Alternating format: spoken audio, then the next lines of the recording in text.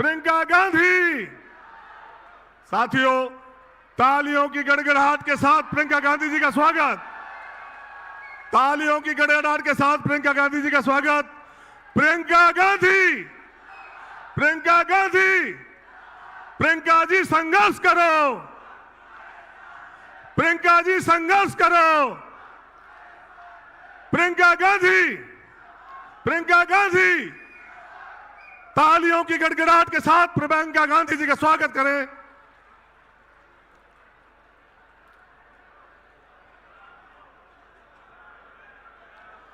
कृपया मेरा आपसे आग्रह है कि अपने स्थान पर बैठे। मेरा सभी से आग्रह है कि कृपया माताएं बहनें भी विराजें। महिलाएं से मेरा आग्रह है कि कृपया अपने स्थान पर विराजना कष्ट करें। कृपया सभी से आग्रह है कि अपने स्थान पर विराज जाएं।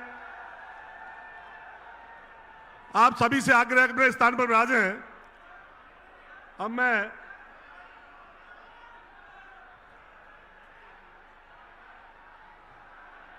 सभी से आग्रह है कि कृपया विराजें। अब मैं स्वागत की कड़ी में प्रियंका जी के स्वागत के लिए माननीय अशोक गहलोत जी मुख्यमंत्री जी से निवेदन करूंगा कि माला पहनाकर प्रियंका जी का स्वागत करें।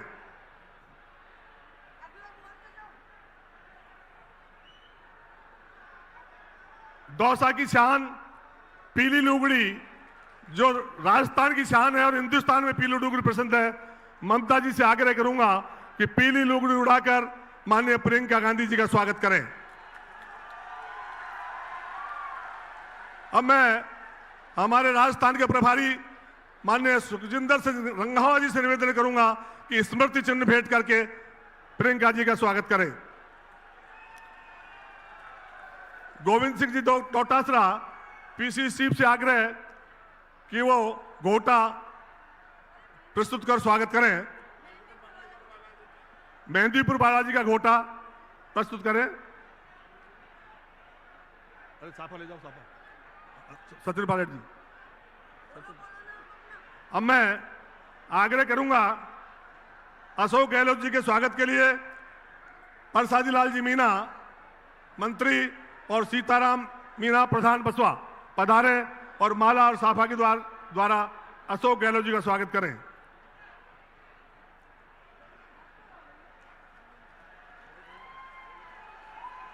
हमारे राजस्थान के प्रभारी माननीय सुखजिंदर सिंह रंधावा साहब के स्वागत के लिए मैं हमारे मंत्री माननीय मुरारलाल जी मीणा और जिला प्रमुख हीरालाल जी सैनी से निवेदन करूंगा कि माननीय डोटासरा साहब का स्वागत करें।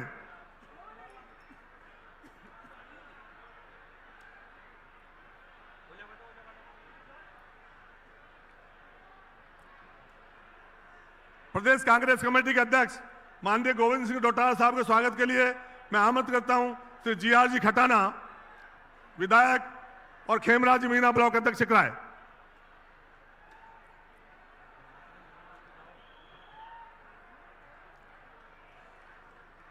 माननीय पूर्व मुख्यमंत्री माननीय सचिन पायलट जी के स्वागत के लिए मैं आमंत्रित करता हूं श्रीमती ममता भूपेश जी और दौसा प्रधान प्रहलाद लोढ़ा जी पधारे और माननीय सचिन पायलट जी का स्वागत करें।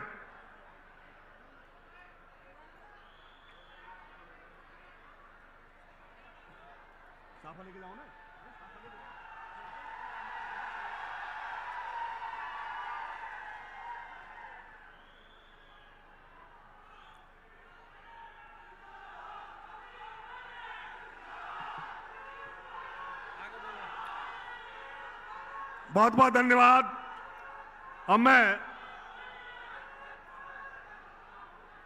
आज जिला कांग्रेस कमेटी की ओर से मैं सभी आपको बहुत बहुत धन्यवाद ज्ञापित करता हूं। धन्यवाद।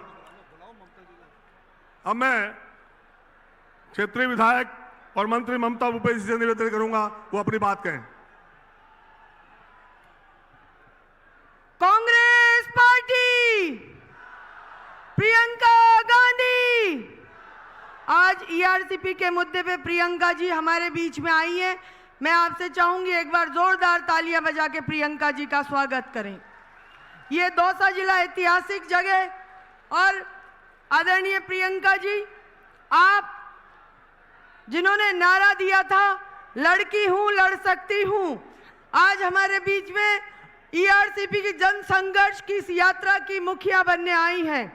दौसा जिले की जनता अपने आप को आज गौरवान्वित महसूस कर रही है कि आज इंदिरा गांधी जी की पोती, राजीव गांधी जी की बेटी, जिन्होंने इस देश के लिए शहादत दी, उनकी बेटी आज हमारे बीच में हम सबको संबोधित करने आ रही हैं।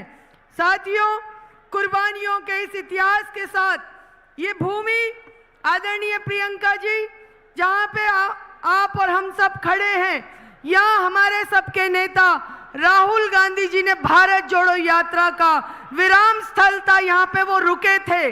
ऐतिहासिक क्षण, ऐतिहासिक जगह, यहाँ पर आप पुनः हमारे भाई आए और आज आप हमारे बीच में आई हैं। मैं आपका दौसा जिले की जनता और सिकराय विधानसभा की तरफ से बहुत बहुत स्वागत, अभिनंदन करना चाहती हूं। मैं अब बहुत ही आदर और सम्मान के साथ में हमारे युवा नेता, पूर्व उप मुख्यमंत्री, पूर्व पीसीसी अध्यक्ष को तालियों की गड़गड़ाहट के साथ आमंत्रित करना चाहूंगी कि आए सचिन पायलट जी और अपनी बात को हम सबको संबोधित करें। आदरणीय सचिन पायलट जी।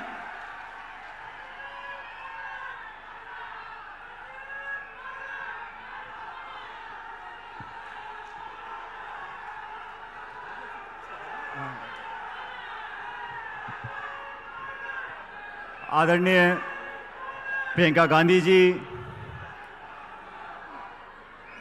आदरणीय मुख्यमंत्री अशोक गहलोत जी, हमारे अध्यक्ष डोटासरा साहब, विधानसभा के अध्यक्ष सीपी जोशी जी, हमारे प्रभारी रंधावा साहब अभी आपके बीच में भाषण दे रही थी, हमारी क्षेत्रीय विधायक और मंत्री ममता जी, मुरारी मीणा साहब, प्रसाद लाल मीणा जी, खटाना जी, जिले के सभी विधायक, मंच पर उपस्थित हमारी अमृता जी, बाकी सभी हमारे मंत्री, विधायक, नेतागण, पार्टी के पदाधिकारीगण, युवा कांग्रेस के, महिला कांग्रेस के, सेवा दल के सभी नेतागण जो आज मौजूद हैं, मैं एक बार पुनः अपनी तरफ से, आप सब लोगों की तरफ से आदरणीय प्रियंका जी का दौसा आने पर बहुत बहुत स्वागत करता हूं।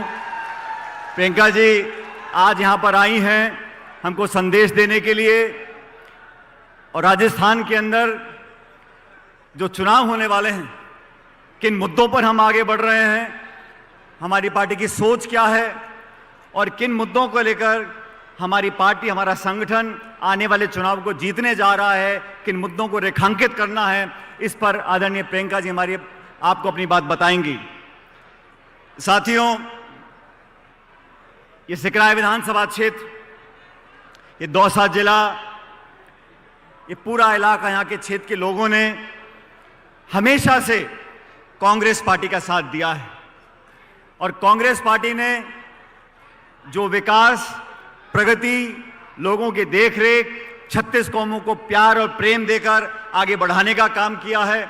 मुझे गर्व है कि इस जिले से, यहाँ का सांसद मैं आपके बीच में रहा हूं, और आपने हमेशा, हमारे हाथ की पहचान है, इस हाथ की पहचान को आपने हमेशा बरकरार रखा और हमेशा वोट और समर्थन देकर हमको ताकत दी है। प्रियंका जी, आज यहाँ पर हमारी सरकार है, केंद्र में भाजपा की सरकार है। इस पूरे 12-13 जिलों के अंदर जो हमारी ईआरसीपी की योजना थी, जो भाजपा के काल में बनी थी, इन 5 सालों में हमारी सरकार ने उस पर काम किया है। लेकिन यहाँ के लोगों को, यहाँ की जनता को, यहाँ कर विशेष रूप से किसानों को जो दिक्कतों का सामना करना पड़ रहा है, वो सिर्फ इसलिए करना पड़ रहा है कि केंद्र की सरकार भेदभाव की भावना से काम कर रही है। केंद्र की सरकार में 25 के 25 मंत्री भाजपा के हैं, पूर्ण बहुमत की सरकार है। प्रधानमंत्री मोदी जी ने अजमेर में आकर राजस्थान में एक नहीं 2 बार कहा था कि ईआरसीपी की परियोजना को हम राष्ट्रीय परियोजना घोषित करेंगे।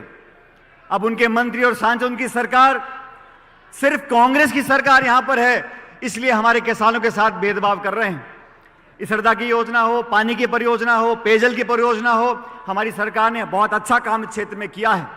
और अभी भी जो डीपीआर बना है, उसमें इस क्षेत्र के अगर कोई गांव पंचायत रह गए हैं हमारी सरकार दोबारा बनेगी, उन गांव पंचायतों को डीपीआर में हम शामिल करवाएंगे ईआरसीपी की। इस बात को मैं आपको आश्वासन देना चाहता हूं।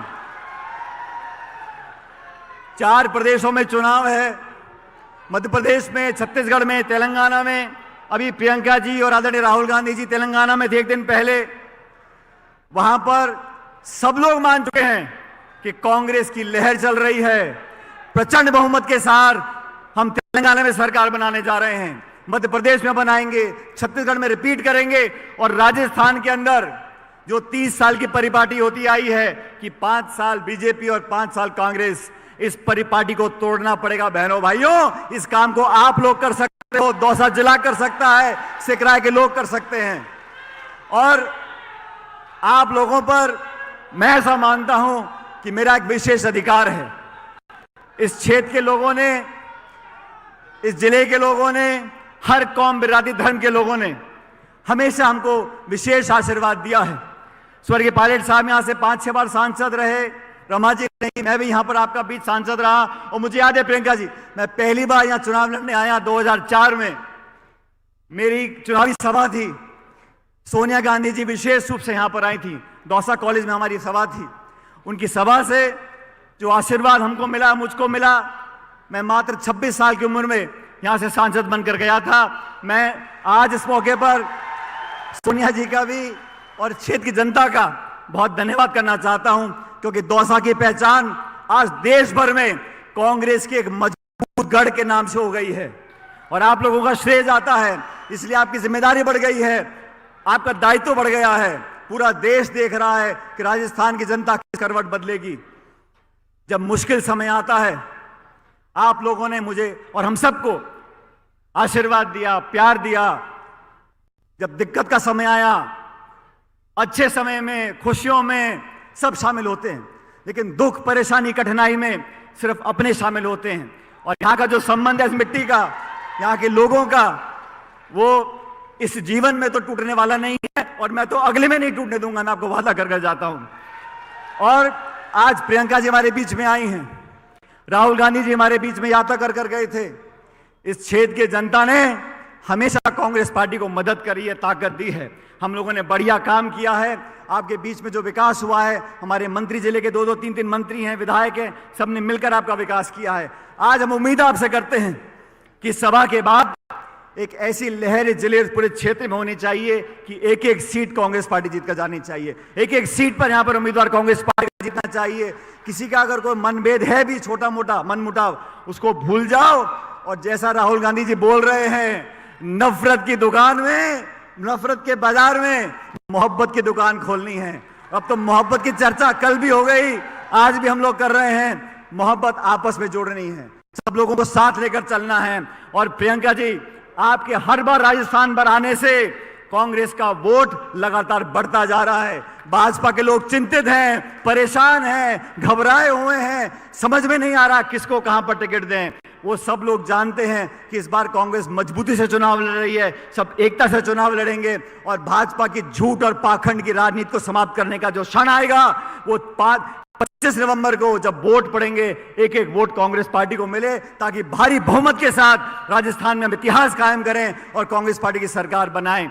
मैं एक बार पुनः प्रियंका जी आपका स्वागत करता हूं। दौसा की जनता हमेशा पलक पावड़े बिछाए, चाहे सोनिया जी हों, चाहे राहुल जी हों, चाहे आप हों, आपकी बात को हम लोग कभी इनकार करने वाले नहीं हैं। आप आह्वान करके चले जाओ, सारी की सारी सीट कांग्रेस पार्टी की झोली में डाल कर देंगे, ये मैं आपको जनता की तरफ से आश्वासन दे सकता हूं।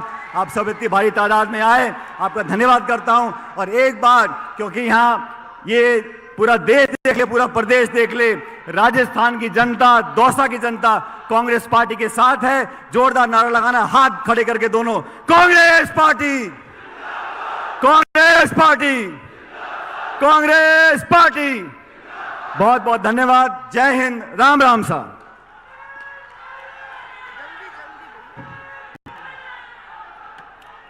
मैं अब बहुत ही आदर के साथ में हमारे राजस्थान प्रदेश कांग्रेस कमेटी के यशस्वी अध्यक्ष, जुझारू और संघर्षशील व्यक्तित्व के धनी, किसान के बेटे सम्मानीय गोविंद सिंह डोटासरा जी को आमंत्रित करना चाहूंगी कि वो आए और जनसभा को संबोधित करें।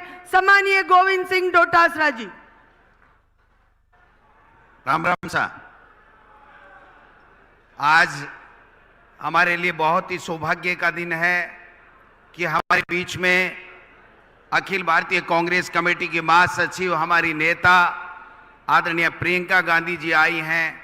हम सब तालियों की गड़गड़ाहट के साथ उनका हार्दिक अभिनंदन करें, स्वागत करें। आदरणीय मुख्यमंत्री अशोक गहलोत जी, आदरणीय हमारे प्रभारी रंधावा साहब, आदरणीय सीपी जोशी जी, आदरणीय हमारे सचिन पायलट साहब, ममता भूपेश जी, तमाम मंत्री, विधायक, संगठन के लोग, हमारे सह प्रभारी राठौड़ साहब, हमारी बहन अमृता धवन जी, तमाम आदरणीय बुजुर्गों, युवा भाइयों, माताओं, बहनों और पत्रकार बंधुओं, आदरणीय प्रियंका जी ने आज आकर के हमारी इस ऐतिहासिक सभा को सफल बनाया। हम उनको सुनना चाहेंगे, लेकिन मैं एक बात निवेदन करना चाहता हूं कि देश के प्रधानमंत्री जी ने 2 बार पिछले चुनाव से पहले प्रदेश के लोगों के साथ ये वादा किया था कि हम अगर केंद्र की दोबारा 2019 में सत्ता में आए तो हम ईआरसीपी को राष्ट्रीय परियोजना घोषित करेंगे। लेकिन बड़े दुख की बात है कि यहां राजस्थान का जल संसाधन मंत्री होते हुए भी देश के प्रधानमंत्री ने राजस्थान की जनता के साथ में ईआरसीपी को राष्ट्रीय परियोजना बनाने का वादा करने के बावजूद भी अपना वादा नहीं निभाया है। ये वादा खिलाफी के खिलाफ, उनकी इस वादा खिलाफी के खिलाफ ये राजस्थान कांग्रेस कमेटी आपके नेतृत्व में, राहुल गांधी जी और खड़गे साहब के नेतृत्व में, हम प्रियंका जी यहां पर कांग्रेस का कार्यकर्ता घर घर जाएगा, हमारी सरकार की अच्छी योजनाओं का बताएगा, क्योंकि हमने काम शानदार किए हैं। चाहे कर्मचारियों के लिए ओपीएस की बात हो, किसानों के कर्जे माफ की बात हो, किसानों के लिए बिजली के बिल की माफ की बात हो, चाहे पेंशन सोशल सिक्योरिटी में बात हो, 25 लाख की स्वास्थ्य की जो योजना हो, 25 लाख रुपए तक का इलाज फ्री, 10 लाख रुपए का दुर्घटना बीमा हो, मैं समझता हूं कि इंदिरा रसोई की बात हो, तमाम वो सारे के सारे काम हमने जो जनता के दिल में था वो काम करने का काम राजस्थान की हमारी सरकार ने किया है। कांग्रेस का कार्यकर्ता हमेशा बब्बर शेर की तरह गांव-गांव जा रहा है, ढाणी जा रहा है और बता रहा है कि आप बताइए कि केंद्र की मोदी सरकार ने जो वादे किए थे, चाहे वो महंगाई कम करने का वादा किया था, चाहे वो बेरोजगारों को रोजगार देने का वादा किया था, चाहे किसानों की दुगनी आमदनी करने का वादा किया था, वो वादे नहीं निभाए। उल्टे 3 काले कानून ला करके किसान को खून के आंसू रुलाने का काम किया। लेकिन उल्टे हमारी सरकार ने 16,000 करोड़ रुपए का कर्जा भी माफ किया। और जिस ईआरसीपी हम आज बात करने के लिए आए, जो केंद्र की सरकार हमें वादा खिलाफी कर रही है, ईआरसीपी को राष्ट्रीय परियोजना नहीं बना रही है, उस ईआरसीपी की योजना को हमारी सरकार ने दोनों बजटों में 23,000 करोड़ रुपए बजट देकर के चालू करने का वादा निभाने का काम किया है। एक तरफ केंद्र की वो मोदी सरकार है जो वादा खिलाफी करती है, जो 9 साल पहले जो वादे किए थे न उनको पूरा कर रही है, न किसान का ध्यान में है, न माता बहनों का ध्यान में है, केवल झूठे वादे करके वोट की फसल काट करके राजनीति कर रहे हैं। आदरणीय प्रियंका जी, जब आप टोंक में निवाई में आई थी, उसके बाद में एक वातावरण बना है। हमारी माताएं बहनें कह रही हैं कि अब की बार 2023 का चुनाव हम माता और बहनें प्रियंका जी की बात के ऊपर मोड़ लगा करके राजस्थान में ऐतिहासिक समर्थन के साथ में राजस्थान में कांग्रेस की सरकार बनाएंगे। और 2023 में कांग्रेस की सरकार बनेगी तो ये मान के चलना 2024 में मोदी सरकार का दिल्ली से तख्ता पलट होगा, इस बीजेपी का सुपड़ा साफ होगा। यह मैं निवेदन करने के लिए आया हूं। आज आप सब लोग प्रियंका जी को सुनना चाहते हैं, हम सब लोग प्रियंका जी को सुनना चाहते हैं, इसलिए मैं ज्यादा लंबी चौड़ी बात नहीं करूंगा, केवल एक बात करूंगा कि हमारे पास बताने के लिए बहुत कुछ है। हम एकजुट हैं, एक साथ हैं और सत्ता और संगठन ने समन्वय के साथ मिलकर के काम किया है। अब मैं निवेदन करना चाहता हूं कि दूसरी तरफ भारतीय जनता पार्टी बिखरी पड़ी है, इनके जो चेहरे फीके हो गए 10 साल में, जो सांसद उनको उतार करके वो केवल 2023 की लड़ाई नहीं लड़ना चाहते हैं। उनको पता है 2023 में नहीं जीतेंगे, केवल और केवल अपनी 2024 की एंटी इनकम्बेंसी को खत्म करने के लिए ये इस तरीके की लिस्टें जारी कर रहे हैं। भाई और बहनों, हमको गांव गांव ढाणी ढाणी जाना है, 1 मिनट भी व्यर्थ नहीं गंवाना है। हमारे पास में योजनाएं हैं, हमारे पास में बूथ लेवल अध्यक्ष से लेकर के संगठन खड़ा हो गया है, हमारे पास में नेतृत्व है। खड़गे साहब का, राहुल गांधी जी का आशीर्वाद हमको मिल रहा है, आगे भी मिलता रहेगा। प्रियंका जी आई हैं, मैं चाहता हूं कि माननीय प्रियंका जी आप 25 तारीख को फिर राजस्थान में आकर के धूम मचा दें। और मैं कहना चाहता हूं, ये राजस्थान हमारे कांग्रेस के कार्यकर्ता जीत करके आपकी झोली में डालेंगे। इन्हीं शब्दों के साथ आप सब लोग पधारे, आपका बहुत बहुत स्वागत, धन्यवाद। जय हिंद, जय भारत, जय कांग्रेस। अब मैं आमंत्रित करना चाहूंगी राजस्थान के यशस्वी मुख्यमंत्री, गरीबों के मसीहा और जननायक, जिन्होंने राजस्थान की जनता को संभालने का प्रयास किया। मैं चाहूंगी तालियों की जोरदार गड़गड़ाहट के साथ में मुख्यमंत्री जी का स्वागत करें।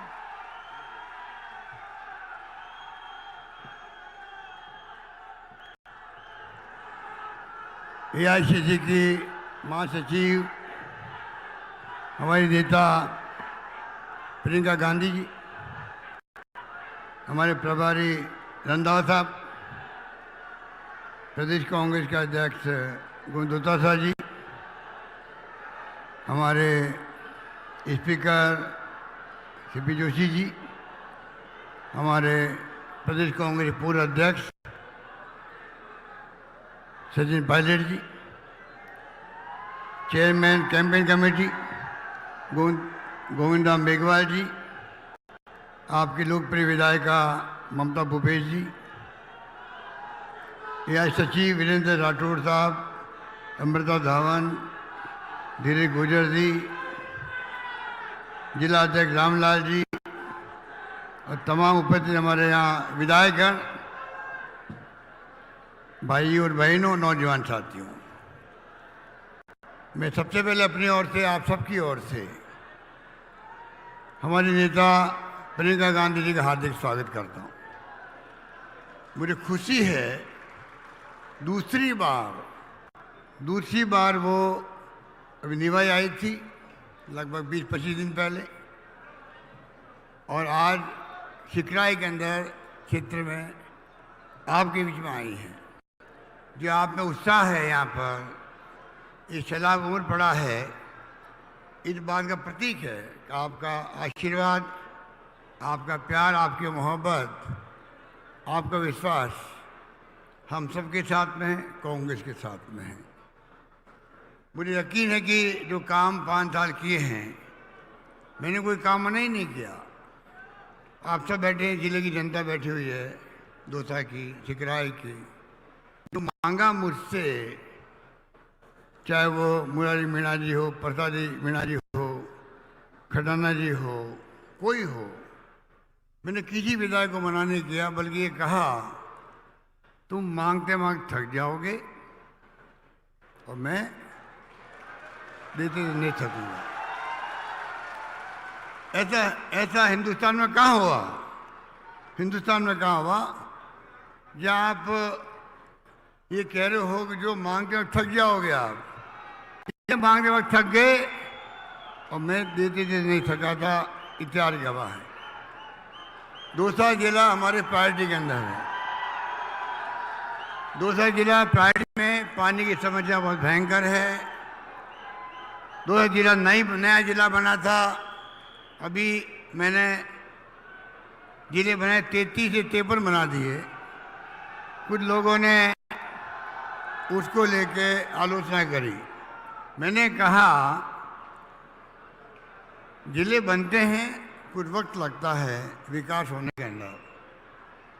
33 से 53 200 जिला बना था। जयपुर अलग हुआ था कोई ज़माने में, लोग कहते थे वहाँ क्या है, कुछ नहीं हुआ है। आज देखिए नेशनल हाईवे यहाँ पर है, जिला मुख्यालय में तमाम सुविधाएं हैं, ओवर ब्रिज बन रहे हैं, डिस्ट्रिक्ट हॉस्पिटल बन रहा है, मेडिकल कॉलेज बन रही है, तो आप सोच सकते हो जब जिला बनता है, बच्चा पैदा होता है, थोड़ा वक्त लगता है बड़े होने के अंदर। आज 53 जिले बने राजस्थान के अंदर, जिला मुख्यालय से दूरियाँ कम हो गई, प्रसार इंडस्ट्री से काम अच्छे होंगे, लोगों को लाभ मिलेगा, तकलीफ नहीं होगी। आप सोच सकते हो इतना बड़ा फैसला हमने किया। हमारे विपक्षी पार्टी के लोग उसको वेलकम करने के बजाय आलोचना करते हैं। इसलिए मैं कहना चाहूँगा, आपके यहाँ देखिए 2 साल पानी कोई में गर्मियों में 15-15 दिन पानी नहीं आता, 7 दिन तक 10 दिन लगते हैं। ERCP की बात की गई, वादा खिलाफी हुई हमारे साथ में, धोखा हुआ है जनता के साथ में। मोदी जी ने धोखा किया है। पिछली गवर्नमेंट वसुंधरा जी की थी, तब की योजना है, हम आगे बढ़ा रहे हैं, इसको बंद नहीं कर रहे हैं उनकी तरह। पिछली गवर्नमेंट हमारे कई काम बंद कर दिया, रिफाइनरी बंद कर दी, कीमत थी 38,000 करोड़, सोनिया गांधी जी आई थी, वीरभद्र मोदी जी आए थे केंद्रीय मंत्री, और 72,000 करोड़ की बन गई है। आप बताइए, बंद करने से नुकसान होता है। इस सजा से पानी आ रहा आपके यहाँ, इस सजा से पानी आ रहा। 200 जिला टॉप प्रायोरिटी पर है हमारे। 14,000 करोड़ के मैंने काम मंजूर कर दिए हैं दौसा के लिए, पाइपें बिछने लग गई है, काम चल रहा है। सबसे पहले फायदा मिलेगा 13 जिलों में से ERCP का। किसको मिलेगा? 200 जिले को मिलेगा। आपको गर्व होना चाहिए, खुशी होनी चाहिए। इसलिए मैं कहना चाहूँगा, ERCP को लेके भारत सरकार गुमराह करी लोगों को। उनका मंत्री राजस्थान का ही है शेखावत, वो गुमराह कर रहा है। हम आगे बढ़ा रहे हैं, आगे बढ़ जाएंगे। प्राइम मिनिस्टर का वादा झूठा है, उनको पूरा एक्सपोज करेंगे हम लोग। ये दूसरी मीटिंग है। खड़गे साहब आए थे अभी 7 दिन पहले 12 के अंदर ERCP के कैंपेन की लॉन्चिंग में। प्रदेश कांग्रेस कमेटी अध्यक्ष जी को मैं धन्यवाद देना चाहूँगा, इतनी जल्दी आपने ERCP की दूसरी मीटिंग कैंपेन की प्रियंका को बुला करके आपने आज यहाँ आयोजित की है। मुझे खुशी है कि जो तादाद में आप आए हैं, जो उत्साह आप में है, जैसे मैंने कहा, इससे हमारा हौसला बढ़ता है। जो हमने इशू बनाया ERCP का, उसको आप लोग समझते हैं, और ERCP योजना पूरी होकर रहेगी। काम जो हमने किए हैं आप सोच सकते हैं, सेंटर सागर, सिनोली, झिलमिल, गेटोलाव, चंद्राना, कालोखा, भंडारी, माधो सागर, निगरामपुरा, दक्षिण सागर, बिनोरी सागर, दाऊवार, सिंतोली, ये सब बांध छोड़ दिए थे पहले। अभी हमने इन सब बांधों को जोड़ दिया है। इस बात की आपको खुशी होनी चाहिए जो आपके क्षेत्र के हैं। खड़गे साहब आए ERCP के लिए, और नड्डा साहब आए परसों अभी, BJP अध्यक्ष। एक शब्द काम नहीं लिया ERCP का नड्डा साहब ने। आप बता दीजिए, एक तरफ तो हम लोग संघर्ष कर रहे ERCP के लिए, उनका राष्ट्रीय अध्यक्ष आता BJP का, पूरी पार्टी 0 है, नाम तक नहीं लिया ERCP का, वो आप समझ सकते हो। आपके जिले में 2 कैबिनेट मंत्री हैं, एक सदन पावर का मंत्री है, एक राज्य में दर्जा दिया हुआ है। तो 4-5 विधायक जो है हमारे साथ थे इस बार जिले के अंदर। हम चाहेंगे, जो मांगा मुझसे चिकराय में कॉलेज खुलना किसे कहते हैं, आज गीजगढ़ में कॉलेज, सिकंदरा में कॉलेज खोली गई, भंडारी में कॉलेज खोली गई, चिकराय में कॉलेज खोली गई, बरावड़ा में कॉलेज खोली गई। 5 कॉलेज खुल जाए 5 साल में, कभी 70 साल में कभी हुआ है? कभी हुआ है 70 साल के अंदर? 250 कॉलेज खोली थी हमने इन 5 साल में, 310 कॉलेज खोल दी। तो मैं कहना चाहूँगा, शिक्षा में हमारा जोर है, समाज सेवा में हमारा जोर है। मालूम है आपको, चिरंजीवी योजना, 25 लाख का बीमा फ्री, स्वास्थ्य का अधिकार कानून बना दिया। जब सोनिया गांधी जी ने, मनमोहन सिंह ने कानून बनाया 4, नरेगा का, शिक्षा का अधिकार, फूड सिक्योरिटी का अधिकार, सूचना का अधिकार, यहाँ पर राइट टू हेल्थ का कानून बना है। हम 1 करोड़ लोगों को पेंशन दे रहे हैं, मिनिमम पेंशन कर दी है 1000 रुपये कर दी है। इसका मतलब पति पत्नी को पेंशन मिलती है तो उस परिवार में 2000 रुपये प्रति माह आ रहा है, पेंशन का आ रहा है। बता दी कितने राज्य में आता देश के अंदर। हम मांग करते प्रधानमंत्री से पूरे मुल्क के अंदर आप राइट टू सोशल सिक्योरिटी लागू करो। सब परिवार का भरण पोषण की जिम्मेदारी सरकार की होती है, जो जरूरत होती है उसको। दुनिया के मुल्कों में है, आप विश्व गुरु बनने की बातें करते हो। अरे कुपोषण बच्चे, महिला प्रसव करती मर जाती है, खाने को मिलता नहीं है, भूखमरी है, और आप विश्व गुरु की बातें कर रहे हो। वो तब होगा तब आप देश के लोगों को, हर परिवार को सोशल सिक्योरिटी दोगे। ये मेरी उनसे मांग है। इसलिए मैं कहना चाहूँगा, चिकराय में उप जिला अस्पताल बन गया, बेरावड़ा, मानपुर गढ़ में CHC, कालाखो, मीना शिमला में PHC खोली गई है। और मैंने कहा आपको दूसरा कहने मेडिकल कॉलेज खोल रही है और नर्सिंग कॉलेज के मैंने जारी कर दी है। आपकी नर्सिंग स्वास्थ्य मंत्री जी बैठे हुए हैं, प्रताप मीणा जी। तो आप सोच सकते हो जो मांगा उनको दिया हम लोगों ने। बेरावड़ा में, भांडारेज में तहसील, पापड़दा गीजगढ़ उप तहसील, सिकंदर में पंचायत समिति बनी है। पापड़दा में पुलिस थाना, नियालपुरा भंडारेज में चौकी, चिकराय में अपर जिला और सेशन कोर्ट खुल गया है। सिकंदर में देवनारायण बालिका छात्रावास, बेरावड़ा में सावित्रीबाई फुले छात्रावास बन रहा है। विधानसभा के अंदर करीब 100 करोड़ सड़कें अलग से बन रही है। तो मैं कहने को बहुत कुछ है, आप प्रियंका जी को सुनना चाहेंगे। मैं लंबी बात नहीं करता हुआ आपको इतना ही कहना चाहूँगा, आप विश्वास कीजिए हमारी सरकार पर। राहुल गांधी जी ने, खड़गे साहब ने, सोनिया गांधी जी ने कह रखा हमें वादा मत करो, तो वादा करते हो, वादा निभाओ, और हम निभाते हैं। इसलिए आपका विश्वास हमारे ऊपर है। महंगे इलाज शिविर में खोले, 10 गारंटी हमने दी आपको। आज घर घर में राशन पहुंच रहा है, मिर्च मसाले पहुंच रहे हैं। कामधेनु योजनाओं में गायों का बीमा हो रहा है। लंपी में मर गई गाय, 40,000 रुपये मैंने बैंक के खाते में जमा करवा दिए लोगों को, 40,000 रुपये। 100 यूनिट बिजली माफ़ कर दी, 2000 यूनिट बिजली माफ़ किसानों को कर दी। 10 वादे पूरे कर रहे हैं हमने। महिलाओं को स्मार्टफोन मिल रहे हैं, 40 लाख महिलाओं को लगभग मिल चुके हैं, 1 करोड़ लगभग मिलने वाले हैं सेकेंड फेज के अंदर। ये मैं कहना चाहता हूँ। इस प्रकार से राइट टू हेल्थ का दुर्घटना बीमा अलग है।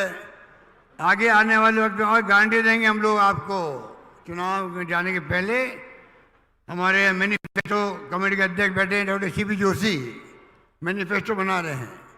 गारंटी मिलेगी आपको, गारंटी आधारित सरकार चलेगी आने वाले वक्त के अंदर। मैं कहना चाहूँगा, घोषणा पत्र का मतलब यही है, वादे करते हैं जनता से, वादे निभाते हैं। हमारी गवर्नमेंट वो गवर्नमेंट है जिसने जीतते ही मैनिफेस्टो को, घोषणा पत्र को कैबिनेट की मीटिंग में लाते हैं हम लोग, पास करते हैं और चीफ से भी कहते हैं क्योंकि जनता ने वादे करके हम इन वादों के आधार पर सरकार चलेगी 5 साल तक। तो आप सोच सकते हो, ये कहते कतनी करने में अंतर नहीं हमारे, जबकि वो बीजेपी वाले चाल सहित चेहरा सब भूल गए हैं। आतंक मचा रखा देश के अंदर, ED, इनकम टैक्स, CBI का। लोकतंत्र खतरे के अंदर है। चिंता बहुत ज्यादा है हम लोगों को। संविधान की धज्जियां उड़ रही है। डॉक्टर अम्बेडकर का संविधान बनाया हुआ है, उसके आधार पर देश चलता चलता अंदर पहुंचा है। पंडित नेहरू के जमाने लगा करके इंदिरा जी थी, राजीव गांधी जी थे। आज तक संविधान को आधार बना के देश चल रहा है। पहली बार जुडिशरी पे दबाव, एजेंसी प्रीमियर हमारी है, हमें गर्व होना चाहिए। CBI पर, ED पर, इनकम टैक्स पर उसका मिसयूज हो रहा है। दबाव पे छापे पड़ते हैं। देश के अंदर जहाँ चुनाव होते हैं, विपक्षी पार्टियों को तंग करने का काम किया जाता है। इलेक्ट्रॉनिक बॉन्ड, ये लीगली करप्शन हो गया देश के अंदर। तो कहने की कई बातें हैं। मैं आपको इतना कहना चाहूँगा शॉर्ट के अंदर, कृपा करके, अभी सचिन पायलट जी कह रहे थे उसी प्रकार सारे बातें भूल करके, मतभेद भूल करके, आज देश में लोकतंत्र खतरे में है।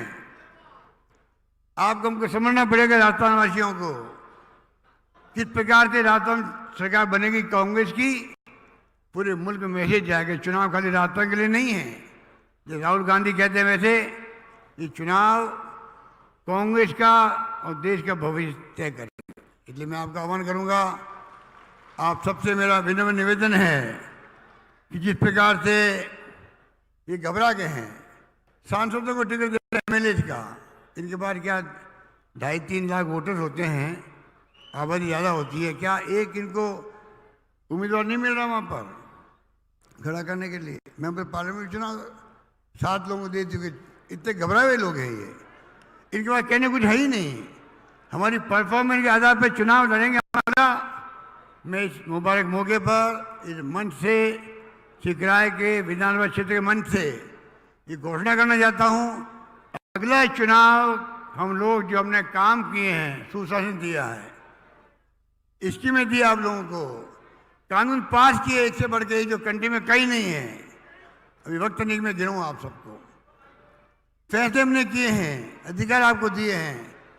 हम खाली उनके आधार पर चुनाव लड़ना चाहेंगे। बताएंगे, चाहे वो दिल्ली के कोई नेता आते हों, वादे करते हों, चुनाव के बाद में एक नेता की शिकल आप नहीं देखोगे, शिकलें देखोगे आप, हमारी देखोगे आप, राजस्थान वालों को देखोगे, क्योंकि हम आपके बीच में रहते हैं, आपसे मिलते हैं, दुख दर्द में आपके हम काम आएंगे।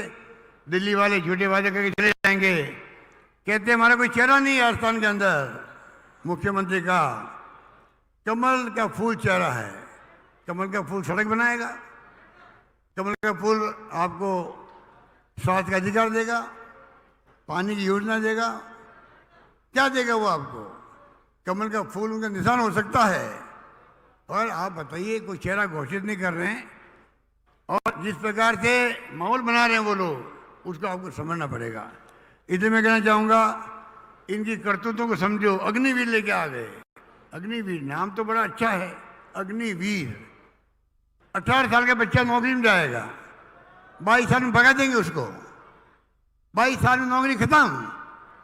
आप कल्पना कीजिए क्या क्या इनके इस शिफरे दिमाग के लोग ऐसे फैसले कर सकते हैं, जिनका दिमाग शिफरा होता है।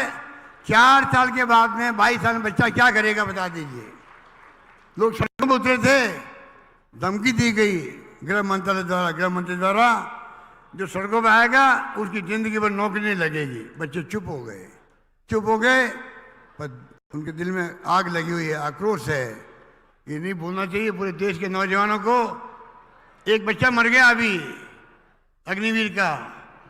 एक सैनिक का शासन जब मरता है, शहीद होता है, सम्मान होता है, सम्मानजनक ढंग से होता है। उसकी लाश को किसी पूछा तक नहीं वहाँ पर, आपने न्यूज़ पढ़ी होगी अखबार के अंदर, ये अग्निवीर है। इसलिए मैं कहना चाहूँगा, कृपा करके चुनाव बड़ा महत्वपूर्ण है, आपको दिमाग रखना पड़ेगा। हमारी योजना एक से एक बढ़ कर के है। 500 रुपये सिलेंडर दे दिया, ओपीएस दिए कर्मचारियों के लिए। पूरे देश के अंदर कहीं पे भी ओपीएस की योजना नहीं है। 1000 रुपये मिनिमम पेंशन कहीं पे भी नहीं है। 25 लाख का बीमा कहीं पे भी नहीं है। आरजीएसएस कर्मचारियों के लिए कहीं पे भी नहीं है। दुर्घटना बीमा 10 लाख का कहीं पे भी नहीं है। तो आप सोच सकते हो, जिस रूप में इंग्लिश स्कूल, ये हमारे बैठे अध्यक्ष जी शिक्षा मंत्री थे, अंग्रेजी स्कूल खुल गई राजस्थान के गाँव के अंदर। मुझे खुशी इस बात की है, ये बात कह के मैं अपनी बात समाप्त करता हूँ। गांव वालों को मैं बधाई देना चाहूँगा। हालात वर्तमान जो आए हैं, कंप्यूटर के, मोबाइल फ़ोन के, ये राजीव गांधी का सपना था। लोग समझे नहीं थे उस वक्त तो कि क्या कहना चाहते, 21वीं सेंचुरी की बात करते हैं। ये सपना वो था कंप्यूटर का, आईटी बेस का। आईटी बेस नंबर 1 है देश के अंदर, राजस्थान नंबर 1 है देश के अंदर आईटी गवर्नेंस के अंदर। आपको खुशी होगी, हर काम आज कंप्यूटर से हो रहे हैं, मोबाइल फ़ोन से हो रहे हैं। डीबीटी हो रही है आपके बैंकों के अंदर। कैसे हो रही है? ये राजीव गांधी का सपना था, उसके कारण हो रही है। तो मैं कहना चाहूँगा, आज जब ये सब हो रहा है तो आप समझ लीजिए इंग्लिश स्कूल हैं। मैं भी खिलाफ था इंग्लिश खिलाफ था बचपन के अंदर, पढ़ता था अंग्रेजी क्या काम आएगी, क्या काम आएगी अंग्रेजी हमारे। दक्षिण के राज्य में हिंदी के खिलाफ आंदोलन चलते थे, यहाँ चलते थे, उत्तर भारत में अंग्रेजी के खिलाफ चलते थे। आज मैंने महसूस किया अंतर्राष्ट्रीय लैंग्वेज है, बच्चे पढ़ लिख जाएंगे तो दिल्ली, बम्बई, लंदन, अमेरिका जाएंगे, हमारे बच्चे, गांव के बच्चे जाएंगे। रास्ता वो राज्य होगा आने वाले वक्त में 10 साल बाद में। अभी हम जाते हैं कैंपों में गए, शिविरों में, बच्चे खड़े होते हैं, इंग्लिश में बात करने लग गए वो हमसे, हम जवाब नहीं दे पाते हैं, उससे अच्छी इंग्लिश वो बोलते हैं। आप सोच सकते हो ये क्रांति हुई है, क्रांति। 3000 स्कूल खुल गई है, लाखों बच्चे पढ़ रहे हैं, लॉटरी खोलनी पड़ रही है एडमिशन के लिए। हम वादा करेंगे, सीपी जोशी जी कहेंगे कि जो चाहेगा गांव में वहाँ स्कूल खुलेगी, अंग्रेजी स्कूल अलग से खुलेगी। इस प्रकार से मैं चाहूँगा, राजस्थान का सपना देखा हमने, मिशन 2030 वो सपना आपने देखा होगा, करीब 3 करोड़ 32 लाख लोगों ने अपने विचार व्यक्त किए हैं। 3 करोड़ 25 लाख लोगों ने वो सपना साकार करेंगे। यही बात करता मैं आप सबको बहुत बहुत बधाई देता हूँ और ये कहना चाहूँगा, ममता भूपेश आपकी नेता जो है, आपके लिए प्रतिबद्ध है, समर्पित है, आपके सुख में काम आती है, कोई कमी रखी नहीं है। आप चारों पांचों विधायक जो हमारे हैं, इन सबको मैं अपील करूँगा, प्रसादी मीणा जी स्वास्थ्य मंत्री, मुरारी मीणा जी कृषि उप राज्य मंत्री, जय खटाना जी, हुड्डा जी आए नहीं हैं, आप पांचों विधायक को जिता के भेजो। ये मेरी आपसे मानवीय अपील रहेगी। यही बात करता मैं अपनी बात समाप्त करता हूँ। धन्यवाद, जय हिंद। धन्यवाद। धन्यवाद। बहुत ही आदर के साथ में मैं आमंत्रित करना चाहूंगी देश की नेता, देश की आंधी प्रियंका गांधी जी को, जो आज हमारे बीच दौसा जिले में हम सबको संबोधित करने आई हैं। तालियों की गड़गड़ाहट के साथ में हम प्रियंका जी का स्वागत करेंगे और हमारे लिए बहुत ही खुशी की बात है कि यहाँ से प्रियंका जी भाषण देके मेहंदीपुर बालाजी के दर्शन करने जाएंगी। बोलो बालाजी महाराज की। प्रियंका गांधी, आदरणीय प्रियंका गांधी जी।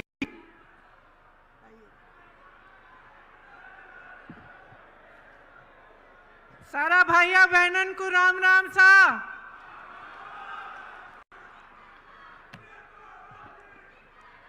आदरणीय अशोक गहलोत जी, श्री सचिन पायलट जी, रंधावा जी, गोविंद सिंह दोतासरा जी, श्री सीपी जोशी जी, श्रीमती ममता भूपेश जी, प्रसादी लाल मीणा जी, मुरारी लाल मीणा जी, धीरज गुजर जी, जुबैर खान जी, रामजी लाल औध जी, अमृता धवन जी, वीरेंद्र राठौर जी, सभी उपस्थित नेतागण, पार्टी के कार्यकर्तागण, मेरी प्यारी बहनें, मेरे प्यारे भाई, आज मेरे लिए ये बहुत गर्व की बात है कि मैं श्री मेहंदीपुर बालाजी महाराज, पपलाज माता, देवनारायण भगवान जी और मीन भगवान के आशीर्वाद से आपके बीच आई हूं। मुझे ये सुनकर बहुत खुशी हुई कि मेहंदीपुर बालाजी मंदिर यहाँ पास में है, तो यहाँ आते आते मैंने अशोक गहलोत जी से निवेदन किया कि अगर समय है तो हम लोग वहाँ जाएं। तो मैं बहुत खुशी से कहना चाहती हूँ कि पहली बार बहुत इच्छा रही थी मेरी बहुत सालों से कि मैं यहाँ आऊँ, और पहली बार मुझे मौका मिल रहा है। इस मीटिंग के बाद मैं वहाँ ज़रूर जाऊँगी। दौसा ने देश को पंडित नवल किशोर शर्मा जी और राजेश पायलट जी जैसे नेता दिए। आज इस धरती पर खड़े होकर उनको नमन करती हूं। ठहरूं कि बोलूं? बोलती रहूं? रुक जाती।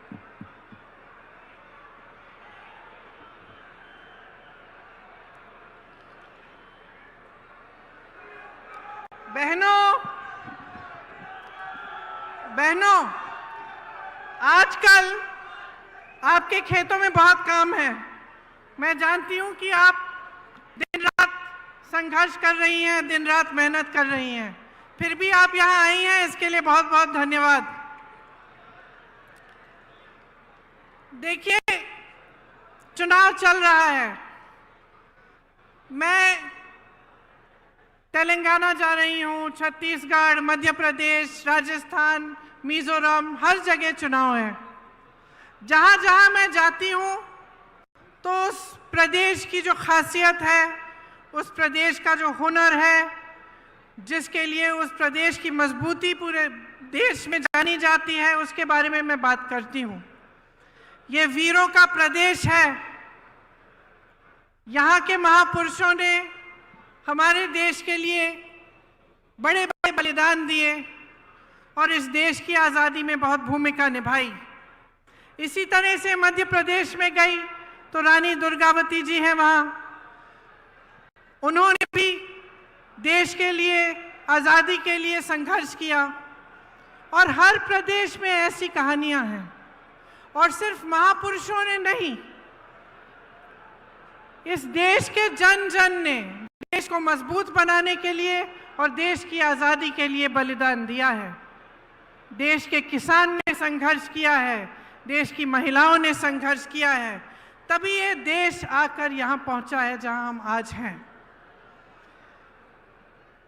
तो जब हम सरकार बनाने की बात करते हैं, चुनाव की बात करते हैं, तो हमें ये सोचना बड़ा ज़रूरी है कि हम सरकार से क्या उम्मीद रखते हैं। ये देश, ये प्रदेश जिसके लिए हम सब मेहनत करते हैं, जिसके लिए हम सब संघर्ष करते हैं, इसकी सरकार हमारे लिए क्या करेगी, ये सोचना बहुत ज़रूरी होता है। आपका जीवन का सफ़र मुश्किल है। मेरी बहनें खेतों में काम करती हैं, घर गृहस्थी को संभालती हैं, बच्चों के परवरिश को देखती हैं। मेरे भाई खेती करते हैं, जो किसान भाई हैं, आपके बच्चे बड़े होकर जवान बनते हैं, सरहद पर देश की सुरक्षा करते हैं। आप इस देश की रीढ़ हैं, इस देश को आपने बनाया है। तो इस जीवन के सफ़र में जो संघर्ष से भरा हुआ है, मुश्किलों से भरा हुआ है, इस सफ़र में आप सरकार से क्या उम्मीद रखते हैं? आप सरकार से ये उम्मीद रखते हैं कि आपकी जीवन की जो मुश्किलें हैं उसे कम करने का प्रयास करे। आप सरकार से ये उम्मीद रखते हैं कि आपके जीवन संघर्ष में आपका साथ दे। जब आपदा आए तो आपको राहत मिले। जो खेती का काम आप कर रहे हैं उसमें आपको सुविधा मिले।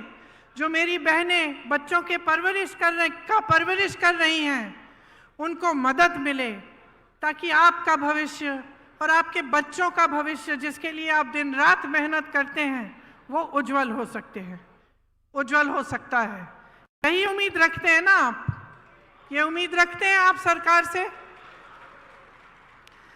तो इस उम्मीद को पूरा करने के लिए, सरकार चलाने के लिए, देश को चलाने के लिए एक सोच और एक समझ की जरूरत होती है। असली नेता जो होता है वो वर्तमान और भविष्य की ओर देखता है, अतीत की ओर देखता नहीं है।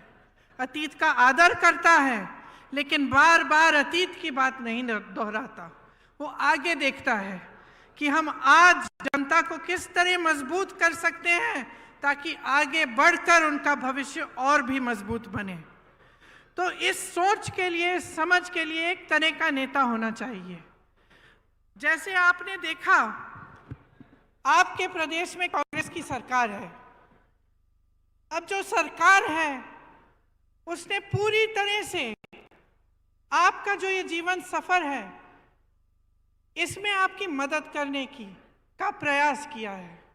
और अगर आप पिछले 5 सालों का आप सफर देखें तो आप ये जरूर कह पाएंगे कि राजस्थान की जो कांग्रेस सरकार रही है उसने आपके जीवन सफर को मजबूती दी है और उसको आसान करने की कोशिश की है। जो नेता सचमुच चाहते हैं कि प्रदेश आगे बढ़े, देश आगे बढ़े, वो सिर्फ अपना मान सम्मान और अपने घमंड को नहीं देखते, वो जनता को देखते हैं कि जनता के लिए क्या अच्छा है। बड़ी बड़ी इमारतें बनाना, 20,000 करोड़ का नया संसद बनाना, 27,000 करोड़ के कॉन्फ्रेंस हॉल बनाने, 16,000 करोड़ के हवाई जहाज खरीदने अपने लिए, ये एक तरह के नेता करते हैं। भाजपा के आज नेता जो हैं वो सबसे पहले अपने अहंकार को, अपने मान सम्मान को बढ़ाने के लिए अपने लिए काम कर रहे हैं और अपने उद्योगपति मित्रों के लिए काम कर रहे हैं। आप सोचिए, जब देश के प्रधानमंत्री 8-8 हजार करोड़ के हवाई जहाज खरीद रहे हैं और वही प्रधानमंत्री कहते हैं कि किसानों का कर्ज माफ करने के लिए पैसे नहीं है, 27,000 करोड़ की इमारतें बनी जा रही हैं, वही कहते हैं कि ओपीएस पेंशन के पैसे नहीं हैं, अपने बड़े बड़े उद्योगपति मित्रों को देश की सारी संपत्ति दे चुके हैं। तो आप सोचिए, आपने भरोसा करके दिया, सत्ता दी, आपने खड़ा किया, आपकी उम्मीद थी कि आपके जीवन सफर में वो आपकी मदद करेंगे, आपकी उम्मीद थी कि जो देश की संपत्ति है उसकी हिफाजत करेंगे। लेकिन क्या हुआ? देश की सारी संपत्ति अपने बड़े बड़े उद्योगपति मित्रों को दे दी। जो 6,000 करोड़ की कंपनियां थी, लाखों की कंपनियां थी, उनको कम दाम में बेच दिया। जहां से आपको रोजगार मिल सकता था वो अपने बड़े बड़े उद्योगपति मित्रों को बेचकर प्राइवेट कर दिया। जहां आरक्षण मिलता था वो भी नहीं मिलेगा। तो आपने उम्मीद की, लेकिन आपकी उम्मीद को तोड़ा गया। आज ये नौबत आ गई है कि प्रदेश की सरकार महंगाई के राहत कैंप लगा रही है, क्योंकि देश की जो सरकार है, केंद्र की जो सरकार है, उसने इतनी महंगाई बढ़ा दी है कि आप गुजारा नहीं कर पा रहे हैं। तो ये जो नजरिया है इन नेताओं का, जो भाजपा का नजरिया है, उसको आपको समझना पड़ेगा। क्योंकि जब जब चुनाव आता है तो धर्म और जाति की बात करते हैं। धर्म और जाति की ऐसी बात होती है जो आपके दिल में, आपके जज्बातों से जुड़ी होती है। धर्म की सुरक्षा, धर्म को आगे बढ़ाने की बात, इसे कोई हिंदुस्तानी नहीं नकार सकता। ये ऐसी चीज है जिससे हम सबके जज्बात जुड़े हुए हैं। लेकिन आपको ध्यान से समझना पड़ेगा कि ये चुनाव के समय क्यों उठ रही हैं ये बातें। चुनाव के समय ये बातें क्यों करते हैं और चुनाव के समय आपके विकास की बातें क्यों नहीं की जा रही हैं। चुनाव के समय आपको ये क्यों नहीं बताया जा रहा है कि ये जो ओपीएस पेंशन के पैसे हैं ये आपको क्यों नहीं दे सकते। जब तमाम कांग्रेस की सरकारें प्रदेश के बाद प्रदेश में ओपीएस दे रही हैं तो इनको कौन सी दिक्कत हो रही है, ये सवाल आपको पूछने पड़ेंगे। और आपको अच्छी तरह से समझना पड़ेगा कि ये जो 2 तरह की राजनीति हैं जो आज देश में चल रही हैं, इनमें से आपको कौन सी चुननी है। आपको एक ऐसी राजनीति चुननी है जो सिर्फ आपकी जज्बातों की बात करती है चुनाव के समय, लेकिन आपके काम की बात नहीं कर रही है, या आपको एक ऐसी राजनीति चुननी है जो सुबह से शाम तक आपकी काम की बात करे, जो आपके जीवन की मुश्किलों को दूर करने की बात करे। देखिए, अगर जनता का कल्याण होना है तो ऐसी राजनीति से होगा जो सेवा भाव, करुणा भाव और जनता को सर्वोपरि रखने की राजनीति हो। लालच, महत्वाकांक्षा, अहंकार की राजनीति आपको आगे नहीं बढ़ाएगी। इसीलिए जब हमारे प्रधानमंत्री जी यहाँ आकर दुनिया भर की बातें करते हैं, बहुत नकारात्मक बातें भी करते हैं, तो हमें सोचना चाहिए कि ये हमारे लिए सकारात्मक बात क्यों नहीं कर रहे हैं। आपने तो देखा ही होगा, मैंने टीवी पे देखा, पता नहीं सच है कि नहीं, देवनारायण जी के मंदिर में शायद गए थे कुछ समय पहले और एक लिफाफा डाला है। अब मैंने टीवी पे देखा कि 6 महीनों बाद वो प्रधानमंत्री जी द्वारा डाला गया लिफाफा खोला जा रहा है। जनता सोच रही है कि भगवान जाने क्या होगा इस लिफाफे में। देश के इतने बड़े नेता प्रधानमंत्री जी आए थे, वो लिफाफा डाल के गए हैं। लिफाफा खोला, 21 रुपए निकले।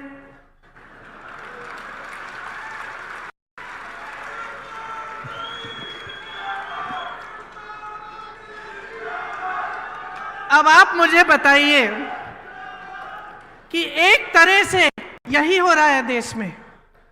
घोषणाएं बड़ी बड़ी मंच पर खड़े होकर कैसे कैसे लिफाफे दिखाए जा रहे हैं आपको, और जब आप उन लिफाफों को खोलते हैं, जब चुनाव खत्म हो जाता है और बारी आती है कि काम करके दिखाओ,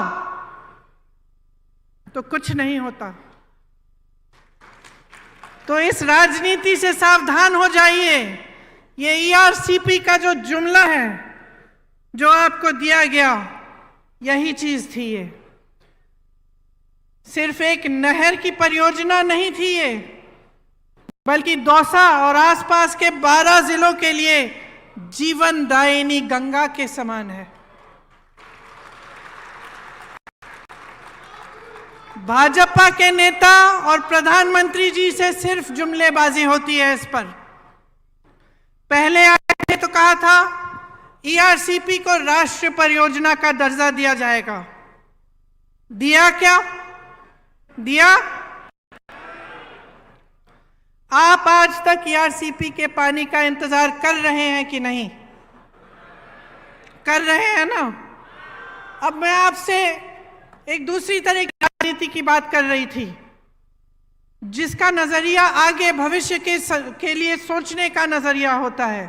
तो आप सोचिए, पंडित जवाहरलाल नेहरू जी ने ऐसी जाल बिछाई थी पूरे देश में इन परियोजनाओं की। भाखरा नंगल डैम, रिहंद बांध, हीराकुंड, ब्यास, चंबल, गंडक, कोसी, रामगंगा पर देश के 60 से अधिक बड़े बांध की परियोजनाएं बनाई।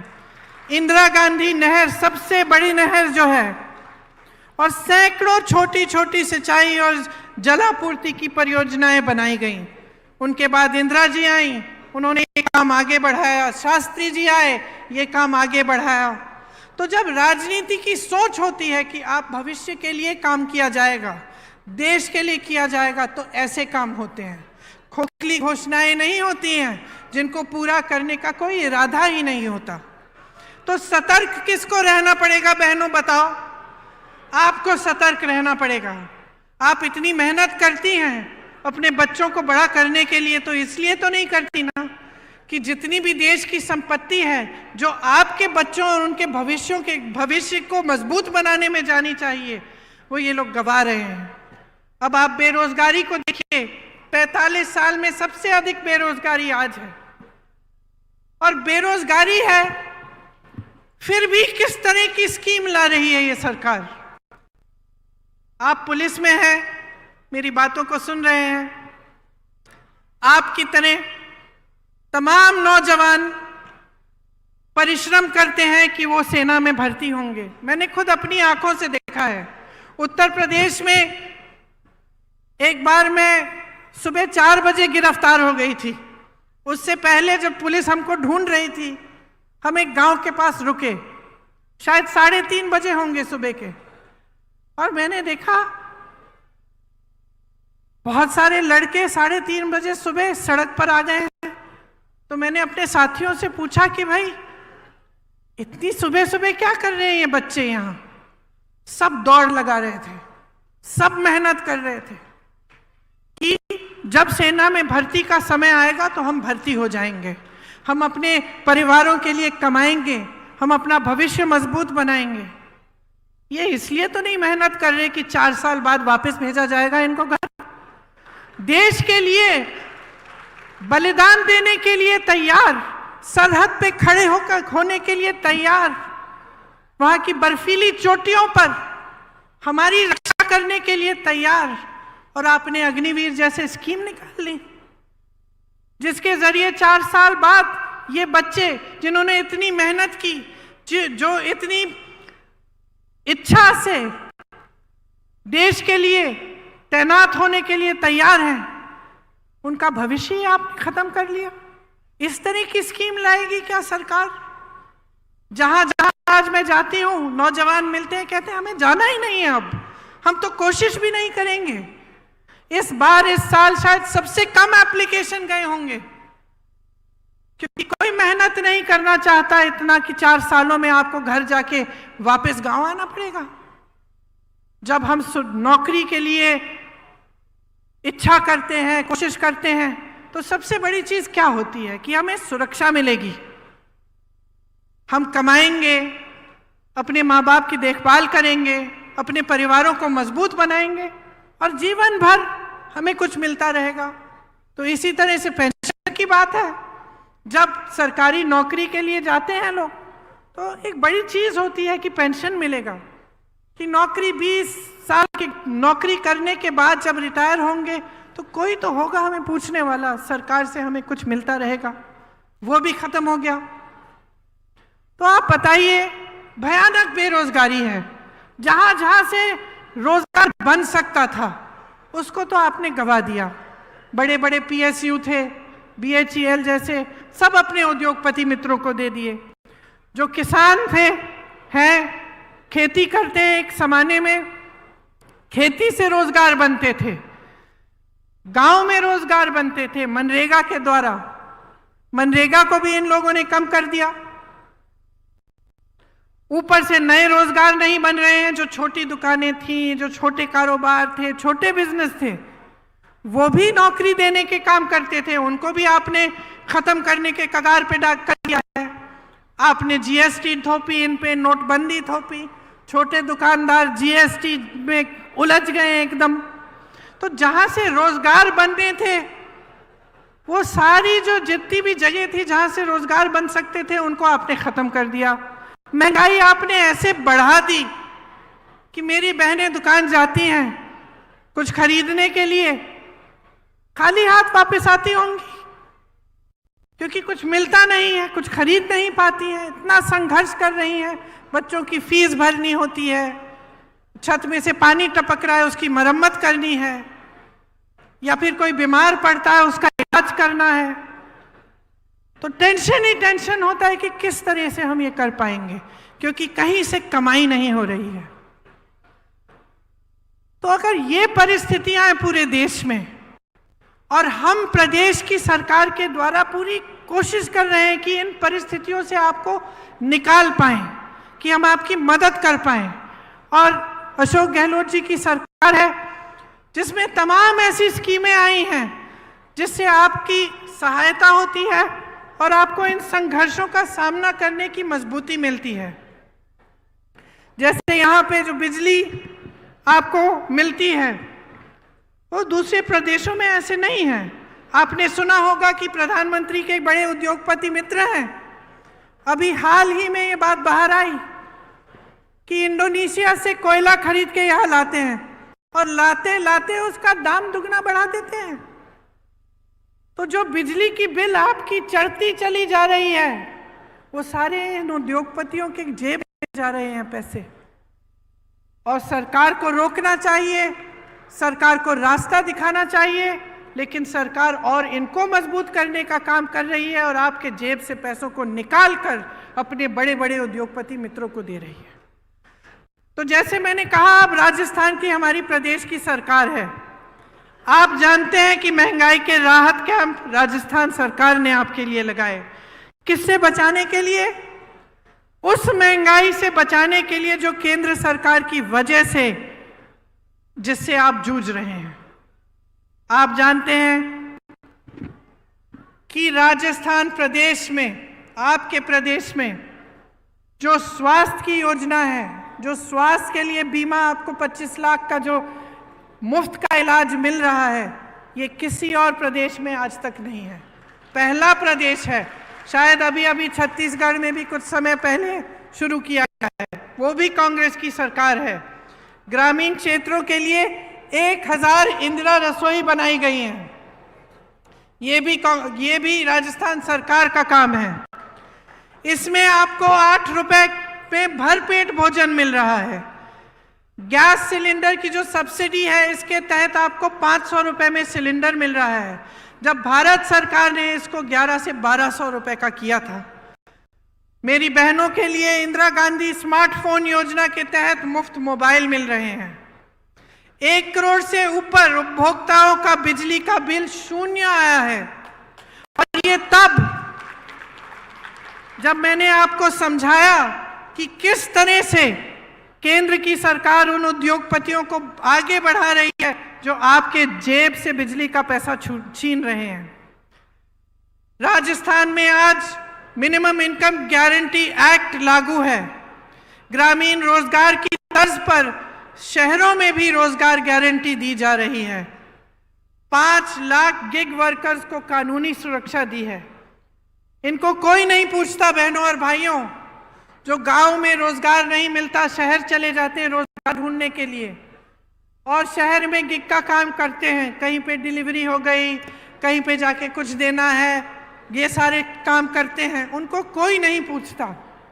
कोई नहीं पूछता कि इनको कितना पैसा दिया जा रहा है, कैसे काम कर रहे हैं। यहाँ राजस्थान की सरकार ने खास इनके लिए भी कानूनी सुरक्षा दी है, ताकि कोई कम पैसे ना दे पाए, कम वेतन ना दे पाए। 309 नए कॉलेज बने हैं। मैं कल परसों तेलंगाना में थी। एक सरकारी यूनिवर्सिटी नहीं बनी वहां 5 सालों में। यहां 309 नए कॉलेज, 9 नई सरकारी यूनिवर्सिटी खोली गई हैं। क्यों? क्योंकि यहां कांग्रेस की सरकार है।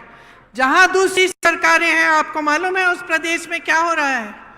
एक भी सरकारी यूनिवर्सिटी नहीं खोली है, लेकिन प्राइवेट यूनिवर्सिटियां खूब खोली हैं, ताकि जनता को फीस की मार पड़े और उनको मजबूरन प्राइवेट में जाना पड़े। हर जिले में यहाँ पर अस्पताल और नर्सिंग होम खोले गए हैं। सरकारी नौकरियों में ठेका की प्रथा खत्म हो गई है। 21 लाख किसानों को 14,000 करोड़ कर्ज माफ किए, और अन्नपूर्णा फूड पैकेट के माध्यम से आपको गेहूं, दाल, चीनी, तेल, नमक और मसाले मिलते हैं। लेकिन बहनों और भाइयों, ये सब काम भाजपा को पच नहीं रहे हैं, क्योंकि जब हम अपने प्रदेशों में, जहां कांग्रेस की सरकार है, इस तरह का काम करके दिखाते हैं, तब उन पर मजबूरी होती है कि वो भी अपने प्रदेशों में करें, और वो भी ऐसी घोषणाएं करें, और वो ऐसा नहीं करना चाहते। उनकी सारी सरकारें सिर्फ बड़े उद्योगपतियों के लिए चलती हैं। उनमें गरीबों के लिए, मिडिल क्लास के लिए कोई सोच ही नहीं है। उनसे पूछिए, प्रधानमंत्री जी जब यहां आते हैं, उनसे पूछिए, वो ये कहते हैं कि आप मेरे नाम पर, मोदी जी के नाम पर आप वोट डालिए। पूछिए, क्या प्रधानमंत्री पद छोड़कर यहां आकर मुख्यमंत्री बनने वाले हैं? क्या उनको अपनी पूरी पार्टी में कोई चेहरा नहीं मिल रहा? पूछिए ना उनसे।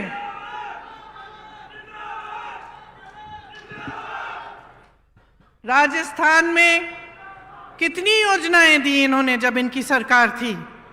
ईआरसीपी का जो वादा किया, वो क्यों पूरा नहीं किया है अभी तक? बहनों और भाइयों, मसला साफ है।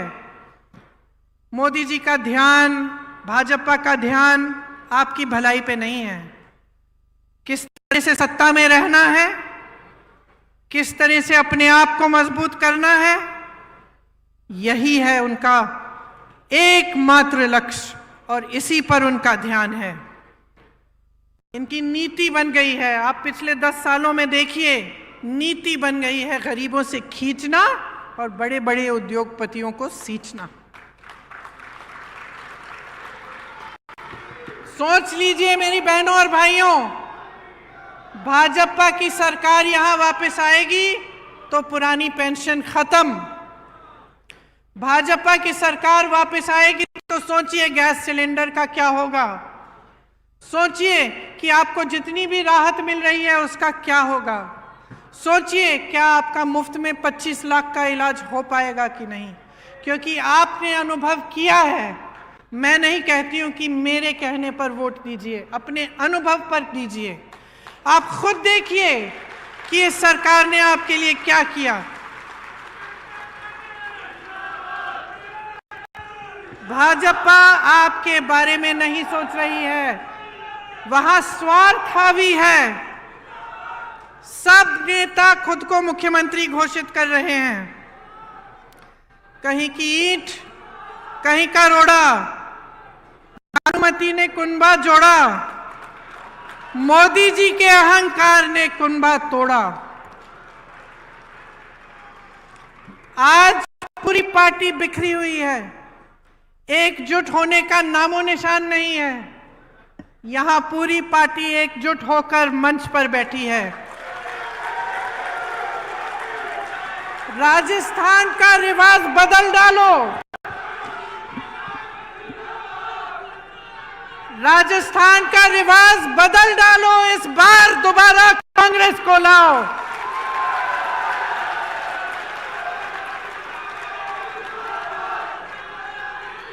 इस बार आंखें खोलकर अपना वोट दो कि आपके लिए कितना काम किया है, आपके लिए कितना संघर्ष किया है, आपके लिए कितनी योजनाएं लाए हैं और आपके जीवन में तरक्की लाने के लिए जो सरकार दिन रात काम करेगी उस सरकार को अपना वोट दो।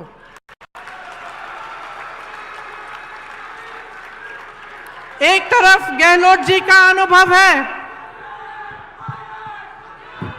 आपके लिए दिन रात एक करने की इच्छा, आपके लिए ऐसी योजनाएं लाने का प्रयास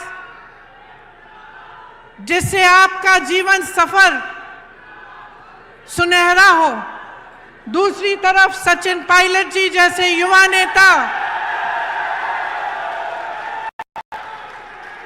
जो आपके भविष्य की तरफ देखते हुए आपके लिए हर रोज मेहनत करते हैं।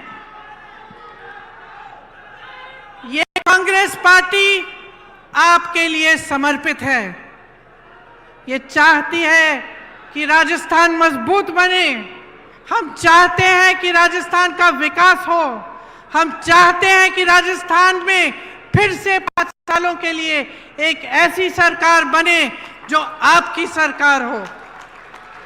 इस प्रयास में, इस कोशिश में आप हमारा समर्थन देंगे, आप हमारी सहायता करेंगे तो आप ही का भविष्य उज्जवल होगा। इसलिए आज यहाँ खड़े होकर मैं आपको धन्यवाद देना चाहती हूँ कि आपने बहुत ध्यान से मेरी बातों को सुना और मैं आशा रखती हूँ कि वोट देने के दिन भी आप इन बातों को याद रखेंगे और हमारे हाथ मजबूत करेंगे, कांग्रेस पार्टी की सरकार दोबारा बनाएंगे। जय हिंद, जय हिंद, जय हिंद।